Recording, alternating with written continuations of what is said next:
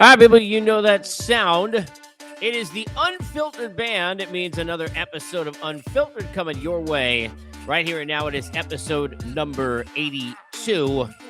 Albert, you could jump on board and thank you, Unfiltered Band, by getting on the Unfiltered Revolution and jumping on board at Twitter at Casey Stern. Get into my bio and jump on the channel. If you're not already, you can watch all the YouTube videos. You could also do that at Believe's channel on YouTube. And of course, welcome to all of you listening on Apple, Spotify, and everywhere where you get your podcasts. Wanted to talk about, and I'm going to have a couple of guests this week breaking down the history related to Albert Pujols, but I wanted to talk about it and give just some commentary and just some thoughts on what took place over the weekend. A little bit belated here. First of all, congratulations to Albert Pujols. We throw GOAT around all the time, and what we don't talk about is that, we got a lot of GOATs. It's not just, it's difficult in some ways in sports to do GOAT because there's different eras, there's different positions in sports. So many things change. In baseball, we got a lot of GOATs. Albert Pujols, one of them. One of the greats, an all-timer, a first ballot Hall of Famer to be, one of the greatest right-handed hitters ever, but one of the greatest hitters ever. As Albert Pujols said a long time ago earlier in his career when he was asked about his power, he was a hitter with power, not a power hitter. Damn right. This guy, over the first 10 years of his career, and I mentioned this the other day on Twitter, you go back to, and I hope people do this if you haven't already after you listen to this pod today, go back and look at the first 10 years of Albert Pujols' career. It's a decade of dominance to a level that we'd never seen from a hitter before. Even when you take most recently the first number of years of Mike Trout's career, in which there seemed to be no stopping him, in which there was one case he's years in without 3 consecutive games without getting on base. I mean, just some unbelievable numbers that Trout put up year after year after year with seemingly no way to play that cat and mouse game we play in baseball with him. Even considering and including Mike Trout, nobody in my lifetime, and if you're around my age in your 40s and yours, in this sport who had a first 10 years that better offensively than Albert Pujols. If we had seen that in the age of social media and what the numbers mean now and how we look at numbers differently than we did then, we'd be championing it to the level that it should be for the kind of decade of destruction that it was offensively. Ever since the first time we saw him sit down in that bucket in that stance. And Tony La Russa, who bet on him from day one, was telling everybody who was around the game then that before my time covering it, but certainly all of us watching it who were, and for those covering it when he said, hey, look, this is a dude. Albert Pujols was, from day one, a guy you could expect in the clutch. Matt Holliday said in a recent pod that I did with him that in all the players that he'd ever known, Albert Pujols had a compete level when it came to clutch moments and a way that he would rise up for them that was just different than anybody he'd seen. The confidence in himself in those moments. Not looking at from a standpoint of fear or nerves and expectation, but just he knew this was his time. He was going to shine in those moments. Albert Pujols was doing that his whole career. In the World Series, against the likes of the Justin Verlanders of the world in his prime. Multiple home run games in World Series. Anytime you asked Albert Pujols in a spotlight to do something, he's done it. So why any of us expected that he wouldn't make the most of the home run derby, I don't know. Why any of us then, expected that that would be the swan song and it wouldn't give, if anybody, Albert Pujols some way to find that extra push at this point in a career. We were all making, jokes at ourselves by just forgetting who we're dealing with and the level of GOAT that we're dealing with.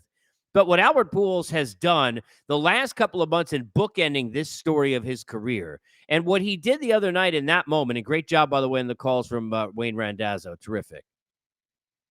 What he did the other night, hitting the 2 home runs and the one off Bickford for 700, that's just Albert being Albert. We used to have Manny being Manny, right? We always talk about all these. That's the machine right there. Albert Pujols is in a category where the names on there, Aaron, Ruth, Bonds. And you can say what you want about Barry Bonds and all the home runs that he shouldn't have had and how the totals came up and how many steroids he did and how long he was doing them and what you know or what you don't know. But I'll go back to what I've said in the previous pod and I'll say it again. So you understand that Pujols being in a category with that man and Ruth and Aaron for what it is, that every single player I have ever asked, and I've asked hundreds on and off the air. So even maybe they didn't want to say it on it, they could say it off. Give me a nod to somebody else. If I didn't use a name, give me the name you'd use. Where I've said the following: who's the best player that's been on a field with you at the time at any point during your career, whether you played with them or against them? Every single person, nobody has said A-Rod. No one has said Ken Griffey Jr. Nobody has said, who overlapped in eras before that, or the Miggy or Pujols or anybody else. That nobody during that era has said anyone except Barry Bonds. Nobody. I didn't tell them not to. Be happy if they did. Then I'd have another name I could give you. Literally no one. They're the best player I've ever seen, too. But that's the list. The great Henry Aaron, Babe Ruth, Barry Bonds, Albert. It's amazing what this guy has done. It's amazing. The craziest part of it is that you have to understand what happened between the first 10 years and the last stretch here to truly understand the greatness and the perseverance of a guy who way before, look, when the Angels told him they were done, if he went off and exit stage left his career over, Albert Pujols still a first ballot Hall of Famer. He's still a dude. He's still amazing. And people would remember, didn't end the way you wanted with the Angels. Pretty sad. But when you look, we watched Emmitt Smith play for the Arizona Cardinals. Yeah, I saw Keith Hernandez is a Cleveland Indian. We've seen a lot of weird things over our lifetimes, right? In terms of players that you watch or that you cared for or you admired or revered or a Hall of Fame level that have gone and had shitty ends to their career, right? Pardon my French. But let's be fair, right? Albert Pujols it didn't matter. That's a dude. But as I've said before, there are a couple things about Albert Pujols' career that it's unfortunate that in the moment we didn't understand. One of those clearly was that he didn't do anything wrong to the city of St. Louis or to anyone at all in any community or any city or the sport by going to the Angels, who offered him $50 million more to play there. Didn't mean Albert Pujols wasn't going to do charity the way he's done charity, and he is in a class of almost his own. Guys like him and Clayton Kershaw, and there are a couple others I think about. It's like they're not just doing work; they're putting in work. He loved St. Louis. He didn't want to leave. All the things he said were true, but Albert Pujols got offered $50 million more. So he left. Then what happened? Well, they win 98 games, and even though Trout went 1 for 11, Aoki's still trying to find the GPS and somehow made a great catch, and so did Lorenzo Cain. And then a couple of days later, C.J. Wilson, 2/3 of inning, and boom, you're gone. Then Howie Kendrick's off your team, David Freese off your team, who are big parts of that lineup. All of a sudden, you can't find pitching, and away you go with the Angels story that continues to be told. Beltre doesn't come to you. He goes to Texas for an extra year. Away continues in a million other chapters from the Harveys and the Tehrons and the Cahills and you name it, all the way to Ohtani from what's happened with the Angels. But during that time period when people were writing articles, people in this business, people I respect, people writing articles from major places about how he's the worst player in the league. And here statistically, first of all, even if he was and he wasn't, who would want to write that article? That's not like, oh, I got to break the news, I must tell the story. That's like, what the hell's wrong with you? It's a treasure. But he became a joke. Why? People like getting on people who make a lot of money. That's why. He had a big contract. He left St. Louis. He didn't do what you wanted, so you got to get on him. But he also is dealing with plantar fasciitis, which I've talked to more NBA players have that than baseball players. But I talked to NBA players when I was covering who've had it, and almost everyone tells you it's like the most painful injury on earth. And the worst part about it is there's nothing you can do except like stay off your feet. Like there's not like, hey, I need Tommy John and I got to go through this process. Or it's kind of like a back injury this way. And I've thrown out my back, ended up once in a Mayo Clinic of all places. So I understand you've not been an athlete clearly, but I understand that. But it's like back issues. It's like that back pain. People don't understand that. Plantar fasciitis, you can't walk, people. Like you cannot walk. And this dude's telling Mike Scioscia and the Angels, I'm not coming out. I'm playing every day. So he's playing every day. Then he's not playing successful. Then it doesn't heal. Then he gets older. Then all of a sudden he can't do what he used to do. Now he's not hitting righties and exit stage right. You're gone. But he didn't want to be done. But to find himself, and what a great moment it is that happens in LA. What a great thing with the speech before the game. If you missed that, check that on Twitter. It give you goose pimples for days, if not weeks. But for Albert Pujols to go back to LA and to do that in a place where, as he said, I mean, he felt because they believed in him. They said, "No, you're not done." Now, look, they didn't make him like the cleanup hitter playing every day. We understand that, but they believed in him, and it meant something to him, and it rejuvenated him, and he kept on putting in the work. And how about the stories of Adam Wainwright and Albert Pujols in the same franchise, in the way that Waino everybody thought was done years ago with his terrific career, and he's still going. And by the way, at a higher level than Pujols has been in terms of the role that he's played the last 2-3 years of this career for Waino. But for Pujols to have that moment, I mean, 700 home runs.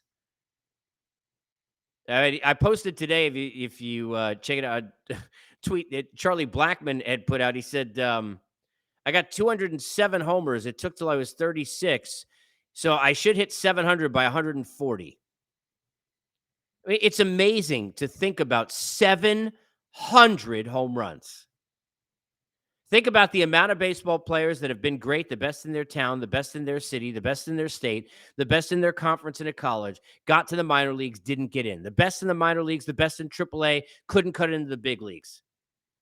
The best in the big leagues who had one good season or had a 5-year stretch, or the Mattinglys and the Keith Hernandezes and the Dale Murphys, who, whether you argue that they should be in or not, and are they Hall of Famers or not, the reason they're not, longevity wasn't enough for some of the voters, right? And those are greats in the game, just 3 that come to mind that are in that kind of that bubble wrap, if you will, right outside looking in. Think about all of those.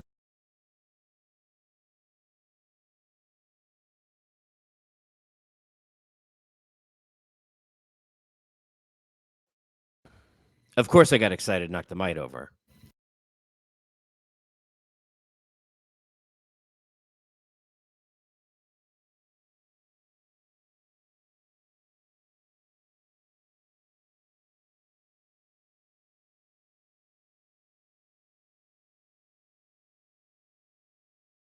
I got so excited because I think I love sports too much that I knocked the mic over from just talking about Albert Pujols.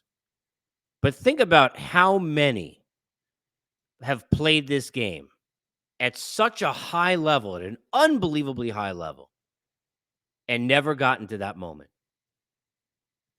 How many people have had great seasons or even great careers or even Hall of Fame careers, and then go look at their numbers and then compare the fact and how unbelievable it is that Albert Pujols did this, and it's 700 home runs.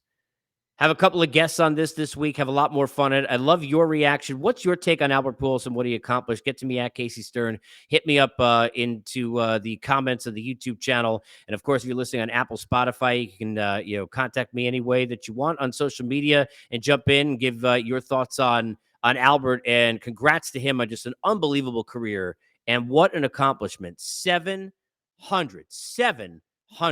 homers at the big league level.